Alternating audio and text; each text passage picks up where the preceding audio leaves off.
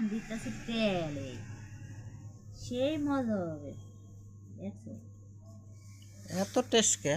কি করবা দেশিমো? এই যে আলু কুচাইয়ে লইতেছি, আর হচ্ছে এই যে চেলা মাছ ও দিয়ে তারপরে আজকে পাক করবো, ঘরে তো আর কিছু নাই। এটি কি একবারে কি মাখাই মাখাই বসাই দিবা সব মিলাইয়া? এই যে বুড়ো মাছ তো মাখাই নিলে মজা লাগে। শালা সেই হইব তো। কিছু নাই গাইস দেখো কি সেই রেসিপি, দেখো জিভে জল আইসে যাইব।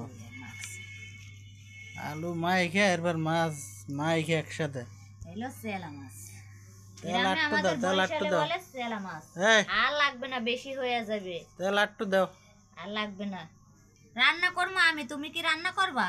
এত বেশি এটা কি একটু বেশি তেল দিলে ভালো হয় না?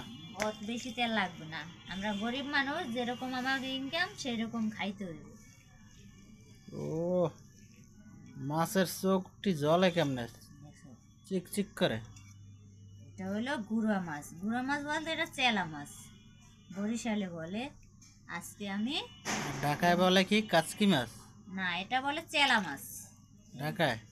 হ্যাঁ, আমাদের দেশে তো বলে এটা চেলা মাছ। আজকে আমি রান্না করে গাছ তোমাকে দেখাবো, তোমরা বলবা কিরকম হয় আমার আজকে রান্না। এখন বসে দিচ্ছি গুঁড়া মাছ। হয়ে গেল গাইস, গুড়া অল্প মাছের সময়ের মধ্যে রান্না শেষ। গুড়া মাছের রেসিপি শেষ। রান্না শর্টকাটে হলে আমাদের রান্না, যারা শর্টকাটে রান্না করতে চান এইভাবে রান্না করবেন সবাই। রান্না হলে তোমাদেরকে দেখাবো। ওকে।